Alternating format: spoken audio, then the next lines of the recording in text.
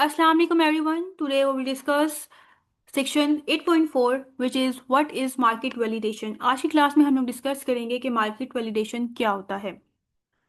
Okay अगर मेरी video आपको अच्छी लगे तो इसको लाइक कीजिए और मेरे चैनल को सब्सक्राइब कीजिए। Thank you. Market validation is the process of finding out whether people need or will buy your product or service. Basically, market validation एक प्रोसेस होता है जिसमें चेक किया जाता है कि क्या लोगों को हमारे प्रोडक्ट की नीड है जो हम लोग लॉन्च करने जा रहे हैं, जो हम लोग मार्केट में लेके आ रहे हैं, या लोग चाहते हैं हमारे प्रोडक्ट को कि वो आए, या जो है वो हमारे प्रोडक्ट को बाय करेंगे। इन सब चीज़ों को हमने एनालाइज करना होता है। यही मार्केट वैलिडेशन होती है कि आप जो है अपने बिजनेस को स्टार्ट कर दें और आपको ये चीज़ पता ही ना हो कि जो प्रोडक्ट आप लॉन्च करने जा रहे हैं क्या वो आपके जो प्रोडक्ट है वो लोग लेंगे। ठीक है, क्या आपको उससे प्रॉफिट होगा भी या नहीं होगा। तो इन सब चीज़ों को पहले आपने अंडरस्टैंड करना होता है। पहले ये चीज़ आपको कंफर्म करनी होती है कि मेरी जो प्रोडक्ट है क्या वो यूज़फुल है मार्केट के लिए, क्या उनके लिए हेल्पफुल होगी या नहीं होगी। उसके बाद आप अपने प्रोडक्ट को लॉन्च करें। It help to check if your business idea is practical and profitable before launching it. Basically market validation इस चीज़ में हेल्प कर रहा होता है कि आप इस चीज़ को चेक करें कि क्या जो आपका बिजनेस आइडिया है वो प्रैक्टिकल है, क्या वो आपका बिजनेस आइडिया आगे इम्प्लीमेंट हो सकता है या नहीं, क्या उससे आपको प्रॉफिट मिलेगा या नहीं मिलेगा। लॉन्च करने से पहले ये चीज़ आपको कंफर्म करनी है। ओके, बेसिकली एक क्वेश्चन है जिसका आपको आंसर फाइंड आउट करना होता है और वो क्वेश्चन क्या होता है, will customer really buy what I am planning to sell. कि जो चीज़ मैं सेल करने की प्लानिंग कर रहा हूँ या जो मैं आगे फ्यूचर में सेल करूँगा, क्या लोगों को या जो कस्टमर्स है उनको नीड है। ठीक है, अगर नीड नहीं है तो वो प्रोडक्ट लॉन्च हो जाती है तो उसका कोई फ़ायदा नहीं होगा। ओके, इसकी इंपॉर्टेंस देख लेते हैं कि क्या इंपॉर्टेंस है, क्यों जो वैलिड आप ये कह सकते हो मार्केट वैलिडेशन है वो इम्पॉर्टेंट है। बेसिकली मार्केट वैलिडेशन बहुत ज़्यादा इम्पॉर्टेंट एक स्टेप है जिसमें जो है आप ये कह सकते हो कि बिजनेस स्टार्ट करने से पहले आप कर रहे हो तो इस स्टेप को। इसकी इंपॉर्टेंस क्या है, फर्स्ट स्टेप क्या है कि it help avoiding wasting time and money on unwanted products. इसका क्या मतलब है कि आप ये कह सकते हो कि जब आप अपने बिजनेस को स्टार्ट कर रहे होते हो ना तब कुछ रिसोर्सेज की आपको ज़रूरत होती है, जिसमें आप ये कह सकते हो टाइम की ज़रूरत होती है, आपको मनी की ज़रूरत होती है, आपको एफर्ट करनी पड़ती है। इन सब रिसोर्सेज का आपको ज़रूरत होती है। अगर जो आप प्रोडक्ट लॉन्च करने जा रहे हो, जो मार्केट में लेके आने जा रहे हो, अगर उसकी डिमांड नहीं है तो ये जितने भी रिसोर्सेज हैं ये वेस्ट हो जाएंगे। ठीक है, तो इसका यही मतलब है कि ये आपकी हेल्प कर रहा होता है। कौन हेल्प करते हैं, मार्केट वैलिडेशन हेल्प करते हैं कि आपके जितने भी टाइम है, मनी है, जो भी रिसोर्सेज है वो वेस्ट ना हो। ठीक है, उससे आपको बचा रहा होता है। ठीक है, कोई भी अनवांटेड प्रोडक्ट मतलब ऐसे प्रोडक्ट्स जो लोग नहीं चाहते कि मार्केट में आए या उनको उसकी नीड नहीं है, तो उससे क्या होगा, ये सारे रिसोर्सेज वेस्ट होंगे तो इससे आपको बचा रहा होगा। तो ये सब इन चीज़ों में हेल्प कर रहा होता है। फॉर एग्जाम्पल कि आप जो है कोई भी जूस शॉप करने जा रहे हो तो उससे पहले आपको क्या करना है, एक ऑन्टरप्रेन्योर सर्वे कर लेना है। सर्वे के अंदर बेसिकली कुछ क्वेश्चंस होते हैं जो आप लोगों से पूछ रहे होते हो अपने प्रोडक्ट के बारे में कि क्या जो मैं प्रोडक्ट लॉन्च करने जा रहा हूँ उसकी आपको ज़रूरत है, क्या वो आपकी प्रॉब्लम्स को सॉल्व करेगी, या आप उसके लिए विलिंग हो पे करने के लिए, तब जो है वो मैं उसको लॉन्च करूं। तो ये सब चीज़ें होती हैं कि बजाय इसके कि आप बस अपने बिजनेस को स्टार्ट कर लो और उसके बाद आपको फायदा भी ना हो। नेक्स्ट पॉइंट है it build confidence for investor and funding. Investor कौन होते हैं, जो आपके बिजनेस के अंदर पैसे इन्वेस्ट कर रहे होते हैं। ठीक है, जिससे आप अपने बिजनेस को चला रहे होते हो, फिर जो जितने आगे से प्रॉफिट आता है फिर वो डिवाइड हो जाता है आप में और इन्वेस्टर के बीच में। ठीक है, जिसने पैसे लगाए होते हैं आपके बिजनेस के अंदर, क्योंकि आपको पैसों की नीड होती है।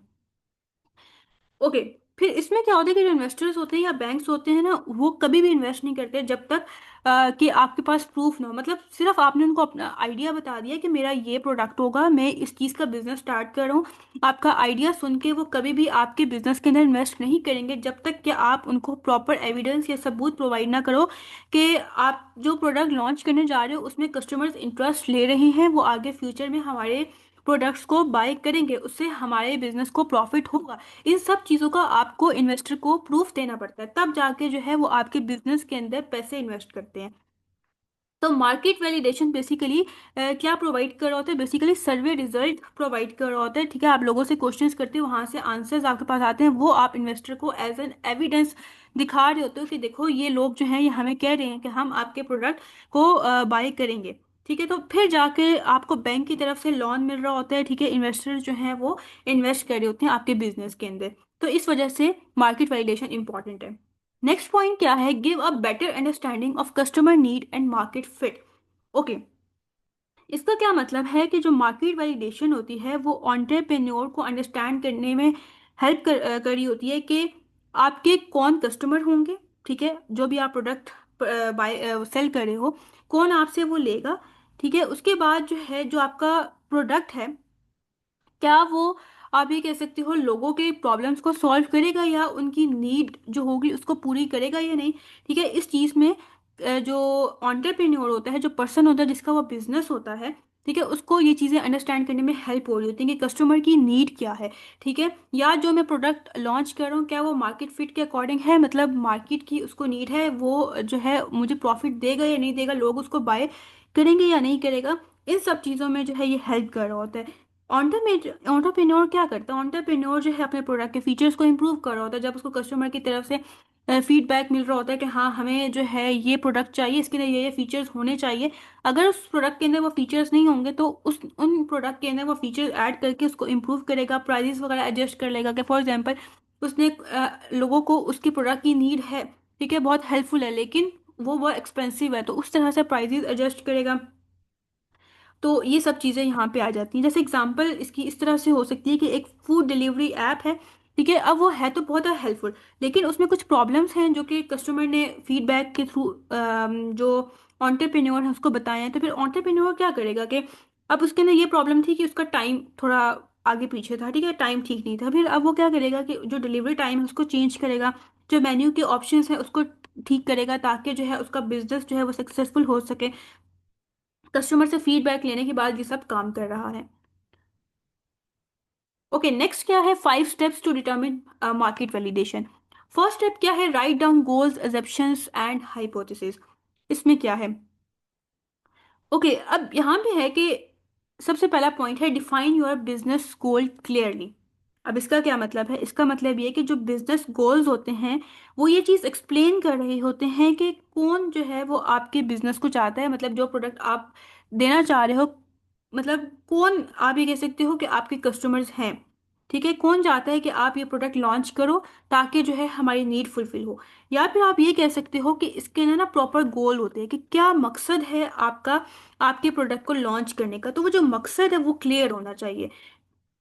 जैसे एग्जांपल है कि क्या गोल हो सकते हैं कि आपने अपने बिजनेस से प्रॉफिट को अर्न करना है, या जो भी लोगों की स्पेसिफिक प्रॉब्लम है उससे जो मेरा प्रोडक्ट है उन स्पेसिफिक प्रॉब्लम्स को सॉल्व करेगा। या आप ये कह सकते हो कि मेरा जो बिजनेस है वो आगे फ्यूचर में इम्प्रूव हो, ग्रो करे। ये आपका गोल है, ये आपका मकसद है। तो आपका जो मकसद है वो क्लियर होना चाहिए, जिससे जो है वो आप फोकस्ड रहते हो अपने बिजनेस की तरफ। सेकंड क्या है? Note assumptions about your target audience and product. Target audience का क्या मतलब है कि कौन आपका या किस एज के लोग आपके प्रोडक्ट को बाई करेंगे, ये होता है टारगेट ऑडियंस, राइट।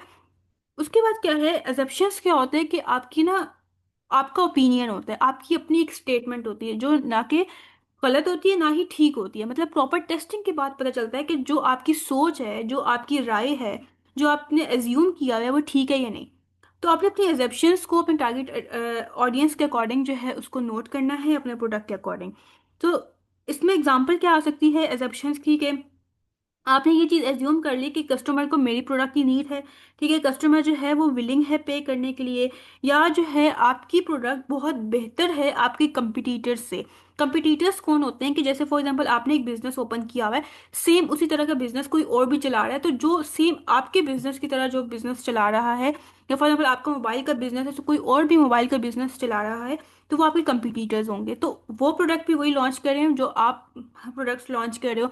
तो आपके प्रोडक्ट में क्या चीज़ आप ये कह सकते हो कि स्पेशल है जो उनके प्रोडक्ट्स में नहीं है, जिसकी वजह से आपका बिजनेस ग्रो करेगा।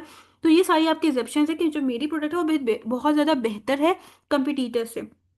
तो जो आपकी एग्जेप्शन है आपने प्रॉपर टेस्ट करना होता है। कैसे आप टेस्ट करोगे? तब जाके आपको पता चलेगा कि मेरी एग्जेप्शन ठीक है या नहीं। तो वो मार्केट वैलिडेशन के थ्रू पता चलेगा, मतलब लोगों से आप सर्वे वगैरह करोगे, उनसे क्वेश्चंस पूछोगे, जिनके थ्रू जो है आपको पता चलेगा कि आपकी प्रोडक्ट बेहतर है या नहीं है। तो इसमें कुछ क्वेश्चंस आ जाते हैं। जैसे आप क्वेश्चंस पूछते हो, what is the value of my product, ठीक है, कि क्या वैल्यू है मेरे प्रोडक्ट की, क्या जो मेरी प्रोडक्ट है वो लोगों की नीड पूरी कर रहा है या नहीं, या उनकी प्रॉब्लम सॉल्व हो रही है या नहीं। उसके बाद आपने ये देखना होता है कि who is my target audience, ठीक है, कौन मेरी टारगेट ऑडियंस है, कौन मेरे प्रोडक्ट को बाय करेगा, ठीक है, स्टूडेंट्स हैं, प्रोफेशनल्स हैं, पेरेंट्स हैं, बिजनेसेस हैं। इसके अलावा थर्ड क्वेश्चन ये आता है what makes my product different, ये क्या चीज़ जो है मेरे प्रोडक्ट को दूसरे प्रोडक्ट से बेहतर बना रही है या डिफरेंट यूनिक बना रही है, कि आपके जो प्रोडक्ट की प्राइसेस हैं वो लो हैं, या उसकी क्वालिटी बहुत बेहतर है, या आप फास्टर सर्विस प्रोवाइड कर रहे हो, उसके अंदर कोई यूनिक फीचर्स हैं। तो इन सब के क्वेश्चंस के आंसर्स आपने देने होते हैं। By asking these questions you understand what you still need to check and get a clear picture of your business idea. जब आप ये सारे क्वेश्चंस के आंसर दे देते हो तो उसके बाद आप ये चीज़ अंडरस्टैंड करते हो कि क्या चीज़ ऐसी है जिसकी अभी भी नीड है, ताकि मैं वो चीज़ अपने बिजनेस के अंदर लेके आऊँ जिससे जो मेरी प्रोडक्ट्स हैं वो बेहतर हो सके। नेक्स्ट वन है assess market size and share. Before starting your business, you should find out how big your target market is and how much of it you can serve. मतलब आप अपने बिजनेस को स्टार्ट करने से पहले ये चीज फाइंड आउट करते हो कि मेरी टारगेट मार्केट कितनी बड़ी है, ठीक है, जो मैं प्रोडक्ट लॉन्च करूँ कितने लोग ऐसे हैं, कितने कस्टमर्स ऐसे हैं जो मेरे बिजनेस के थ्रू ही मेरी प्रोडक्ट को बाय करेंगे, ठीक है, ये आपने साइज सीखना होता है कितने लोग हैं, ताकि आप उसके अकॉर्डिंग प्रोडक्ट्स को लॉन्च करो या उनको डिवेलप करो, और कितने लोगों को आप सर्व कर रहे हो, कितने लोगों को आप अपनी प्रोडक्ट्स दे रहे हो। ये ना हो कि आपकी टारगेट मार्केट जो है वो छोटी है और उसके बाद जो है आपने प्रोडक्ट्स बहुत डेवलप कर लिए हैं तो वो फिर ज़ाया हो जाएंगे। This help you understand your business chances of success and decide if it is worth starting, ठीक है। अगर ये चीज़ आप अंडरस्टैंड कर लेते हो तो इससे क्या होता है कि आपके जो बिजनेस के चांसेस बढ़ जाते हैं कि वो सक्सेसफुल हो, ठीक है। उसके बाद आप ये चीज़ डिसाइड करते हो कि क्या ये वर्थ स्टार्टिंग है या नहीं, मतलब मुझे इस बिजनेस को या जो भी मैं प्रोडक्ट लॉन्च करने जा रहा हूँ क्या फायदा होगा इसको स्टार्ट करने का या नहीं होगा, ये होता है वर्ड स्टार्टिंग, मतलब आपको फायदा है इसको स्टार्ट करने का या नहीं है। For example Caspar and online mattress company, ठीक है, अब यहाँ पे एक रिसर्च की गई थी। रिसर्च किसके ऊपर की गई थी, एक ऑनलाइन मैट्रेस कंपनी है जिसका नाम कैस्पर है, उसके बारे में रिसर्च की गई थी। और वहाँ पे ये चीज़ स्टडी की गई कि मतलब मैट्रेस मार्केट के बारे में स्टडी की गई 2014 के अंदर। अब वहां पे किस चीजों को मतलब ना वहां पे दो चीजों को कंपेयर किया गया था। देखा गया था कि इस कंपनी के अंदर कौन सी यूनिक चीजें हैं, ठीक है, जो बाकी मैट्रेस ब्रांड के अंदर नहीं है, जिसकी वजह से बहुत ज़्यादा सक्सेसफुल है। अब कंपेयर किया गया ये जो कैस्पर ऑनलाइन मैट्रेस कंपनी है इसके प्रोडक्ट फीचर्स को, ठीक है। अब इसके अंदर कौन कौन से स्पेशल फीचर्स थे कि ये ऑनलाइन सेल कर रहे थे। इसके अंदर एक और ये फीचर था 100 डे रिटर्न पॉलिसी, मतलब अगर किसी ने कोई मैट्रेस ले लिया तो वो 100 दिनों के अंदर अंदर इसको वापस रिटर्न कर सकता है। And the use of form material, उसके अंदर जो फॉर्म मटेरियल यूज किया गया था वो यूनिक था बाकी मैट्रेस ब्रांड के अगर उनके साथ कंपेयर किया जाए, जिसकी वजह से जो है ये बहुत सक्सेसफुल था। They also check how many mattresses were sold each year. एक वहां पे एक और चीज रिसर्च उसके ऊपर रिसर्च की गई या चेक किया गया कि इसके अंदर जो यूनिक चीज थी वो ये थी कि, या आप ये कह सकते हो जो इसके अंदर आप मतलब मैट्रेसेस जो हैं वो एक साल के अंदर हाँ कितने मैट्रिसेस सेल होते हैं, इस चीज को भी चेक किया गया। What percentage were for matrices, कितनी परसेंटेज है फॉर मैट्रिसेस की, and how many companies sold them online, और कितनी ऐसी कंपनीज हैं जो ऑनलाइन ही सेल कर रही हैं। इन सब चीजों के ऊपर रिसर्च की गई, ठीक है, मतलब एक साल के अंदर कितने मैट्रिसेस सेल होते हैं, ठीक है, कितने बेचे जाते हैं, कितने फॉर्म मैट्रिसेस हैं, या कितनी कंपनीज ऐसी हैं जो ऑनलाइन सेल कर रही है, इसके ऊपर रिसर्च की गई।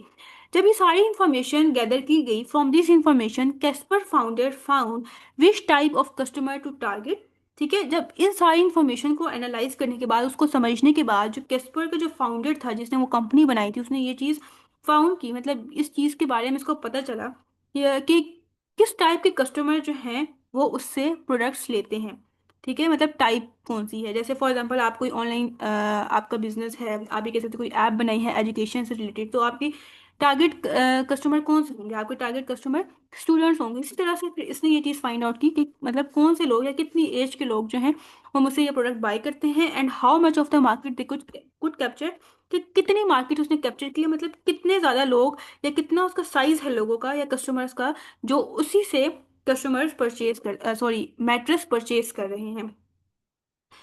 कहने का मतलब ये है कि आप कोई भी बिजनेस स्टार्ट करो तो उससे पहले आपको रिसर्च करनी पड़ती है, ठीक है, उसके ऊपर एनालिसिस परफॉर्म करना पड़ता है, लोगों से सर्वे करने पड़ते हैं, उसको क्वेश्चन दिए जाते हैं, वो उनके आंसर्स आंसर्स देते हैं और फिर उसके बाद उन आंसर्स को समझना होता है। कि फॉर एग्जाम्पल आप कोई भी बिजनेस स्टार्ट कर रहे हो तो उससे रिलेटेड आपने डिफरेंट क्वेश्चंस लेने हैं और लोगों से पूछने हैं कि मैं ये बिजनेस स्टार्ट कर रहा हूँ, क्या मुझे इससे फायदा मिलेगा या नहीं मिलेगा। ओके, नेक्स्ट है research search volume of related terms. इसमें क्या है कि आपने ये चीज़ देखनी है कि क्या आपका बिजनेस जो आप स्टार्ट करने जा रहे हो वो लोगों की उसकी मतलब लोगों के लिए उसकी नीड है या नहीं है। तो इसके लिए एक और तरीका है जो कि ये तरीका है research search volume of related terms. इसका मतलब क्या है, इसका मतलब ये है कि जब लोगों को किसी चीज़ की ज़रूरत होती है तो वो गूगल पे जाके उसको सर्च करते हैं। तो आपने उस चीज़ को एनालाइज करना है कि कितने लोग इस चीज़ को सर्च करें, जिससे आपको पता चलेगा कि हाँ लोगों को इसकी नीड है या नहीं है। इसके अंदर यही बात लिखी हुई है। Another way to check your business idea is to find out how many people search online for products like yours। कि एक और तरीका ऐसा है कि आप अपने बिजनेस आइडिया को चेक कर सकते हो कि कितने लोग ऐसे हैं जो ऑनलाइन सर्च कर रहे हैं उस प्रोडक्ट को जो आप सेल करने जा रहे हो। When customer needs something, जब किसी भी कस्टमर को किसी भी चीज़ की ज़रूरत होती है वो क्या करता है, वो ज़्यादातर गूगल के ऊपर सर्च करता है, ठीक है, और वहाँ पे ऑप्शंस देख रहा होता है कि किस किस टाइप की ये चीज़ यहाँ पे अवेलेबल है। If your product has few searches, जो चीज आप सेल कर रहे हो आपने ऑब्वियसली उसको गूगल के ऊपर पोस्ट की होगी, ठीक है। तो अगर आपकी प्रोडक्ट उनके सामने आ जाती है, try using more specific keyword, ठीक है। तो इसका क्या मतलब, इसको थोड़ा डिटेल में हम समझ सकते हैं कि जब हम लोग कोई ना पोस्ट लगा रहे होते हैं, हम कोई भी प्रोडक्ट अपलोड कर रहे होते हैं जब गूगल के ऊपर कि हम लोग ये सेल करते हैं, तो हमें कीवर्ड्स लगाने पड़ते हैं। कीवर्ड का क्या मतलब होता है, कीवर्ड फॉर एग्जांपल हम लोग मैट्रेस सेल कर रहे हैं तो हमें इस तरीके से करके ये हमें लिखना पड़ता है, ठीक है, कीवर्ड लिखना पड़ता है। जब फॉर एग्जाम्पल हम लोग लिख रहे हैं मैट्रेस, अब अगर कोई मैट्रेस इस तरीके से सर्च करेगा ना तो उसके सामने हमारी प्रोडक्ट आएगी। ये होता है कीवर्ड, मतलब उसके उसके सामने वो प्रोडक्ट आ जाती है। अगर आपने ऐसे ही पोस्ट लगा दिए, कुछ आपने कीवर्ड नहीं लिखे, तो उसके सामने आपकी प्रोडक्ट नहीं आएगी। तो आपने मैट्रेस लगा देना है, फोम मैट्रेस लगाना है, इस तरह से करके आपने डिफरेंट कीवर्ड्स लिखने हैं, ताकि अगर कस्टमर ने ये चीज सर्च कर ली जो आपने कीवर्ड यूज किया हुआ है तो उसके सामने आपकी प्रोडक्ट आ जाएगी, ठीक है। तो इस तरह से वो वहां से भी उसको ले सकता है, बाई कर सकते हैं।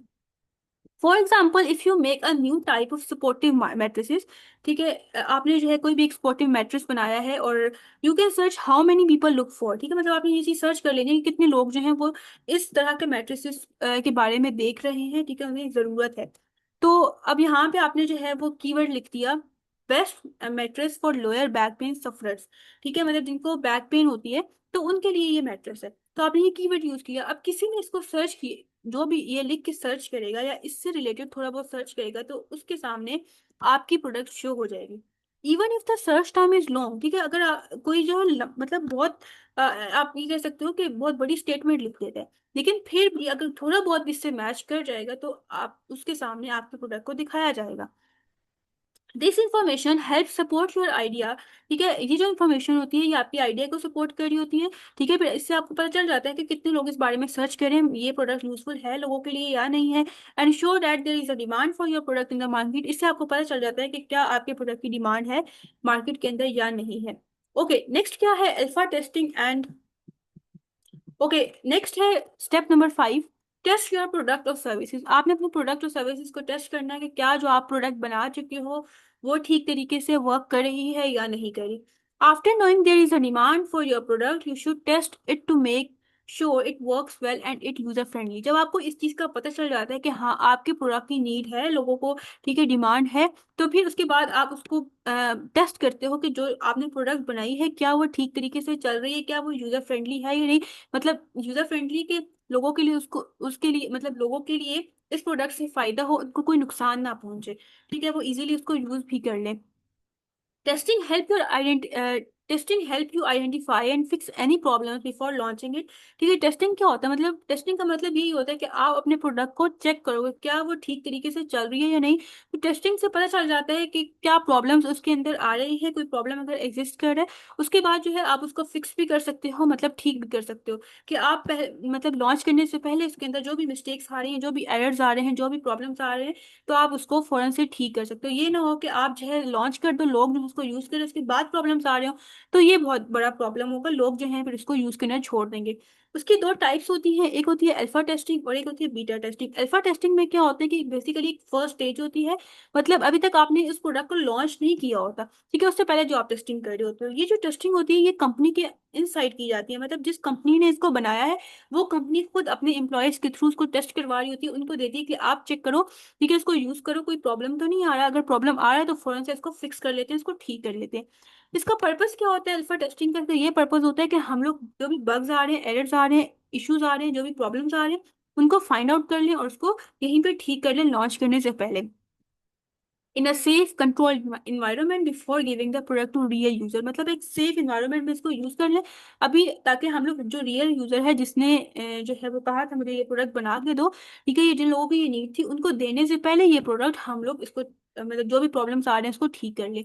बीटा टेस्टिंग में क्या होता है, ये सेकेंड स्टेज होती है, इसमें ये होता है कि ना कंपनी के अंदर के लोग नहीं टेस्ट करते। अल्फा टेस्टिंग में क्या होता है कि जो कंपनी के अंदर जो एम्प्लॉयज होते हैं वो टेस्ट कर रहे होते हैं। लेकिन बीटा टेस्टिंग में ये होता है कि आप ये कह सकते हो कि कोई बाहर की कंपनी आपके प्रोडक्ट को यूज कर रही होती है, उसके बाद उसमें से मिस्टेक्स फाइंड आउट करती है, अभी भी लॉन्च नहीं किया जाता यहाँ पे भी। It is done by a small group of real user outside the company, मतलब कंपनी के मतलब कंपनी के बाहर के लोग या दूसरी कंपनी के लोग, या फिर जो है रियल जो यूजर्स होते हैं जो जिन्होंने इसको यूज करना होता है, आप उनको देते हो। सबको नहीं दे देते कि हाँ जो मर्जी यूजर है उसको यूज कर ले, बल्कि बस स्मॉल ग्रुप होते हैं। जैसे आप ये कह सकते हो कि आप अपने फ्रेंड को दिखा दो कि देख लो किसी को इश्यू तो नहीं आ रहा। They use the product and give feedback about any problem और things that can be improve. ठीक है, वो इस प्रोडक्ट को यूज कर रहे होते हैं, उसके बाद उसके बारे में फीडबैक देते हैं कि अगर कोई भी प्रॉब्लम आ गया तो वो बता देते हैं कि हाँ ये प्रॉब्लम आ रहा है, यहाँ पे आप इसको इम्प्रूव कर सकते हो। फॉर एग्जाम्पल, अ कंपनी में release a beta version of an app. ठीक है, एक कंपनी है जिसने एक ऐप बीटा वर्जन उसका यूज किया, बीटा वर्जन ऑफ ऐप इसने रिलीज की है, और लोग जो हैं उसको ट्राई कर रहे हैं। फाइनल वर्जन इज लॉन्च, मतलब बीटा वर्जन में क्या होता है कि स्मॉल ग्रुप टेस्ट कर रहा होता है, ठीक है, ऐप को या जो भी प्रोडक्ट बनाया है उसको टेस्ट करता है, अगर कोई भी प्रॉब्लम आता है तो उस फेज में जाकर उसको ठीक किया जाता है। अभी मतलब फाइनल वर्जन को लॉन्च नहीं किया जाता कि हर तरह के यूजर उसको यूज कर लें, उससे पहले जो भी प्रॉब्लम है उसको ठीक किया जाता है। टेस्टिंग जो है बहुत इंपॉर्टेंट होती है, because even if there is a demand in the market customer will not use your market. ठीक है, अगर मतलब आपके प्रोडक्ट की डिमांड है लेकिन अगर टेस्टिंग नहीं की गई और बाद में कोई प्रॉब्लम्स आ जाते हैं, तो जो रियल कस्टमर्स हैं वो आपके प्रोडक्ट को यूज नहीं करेंगे if it has too many problems और हार्ड टू यूज, या अगर उसमें बहुत ज़्यादा प्रॉब्लम्स आ जाते हैं फिर भी लोग उसको यूज़ नहीं करेंगे या उसको यूज़ करना बहुत मुश्किल है, ठीक है, तो यूज़र फ्रेंडली वो नहीं है, तब भी लोग उसको यूज़ नहीं करेंगे, वो कोई और प्रोडक्ट देख लेंगे उस जैसी, लेकिन आपके प्रोडक्ट को वो लॉन्च सॉरी यूज़ नहीं करेंगे। ओके, यहाँ पे ये सेक्शन एंड हो गया है। आई होप सो आज के लेक्चर आपको समझ आया होगा। इन केस फिर भी कोई क्यूरी है तो आप कमेंट सेक्शन में पूछ सकते हैं।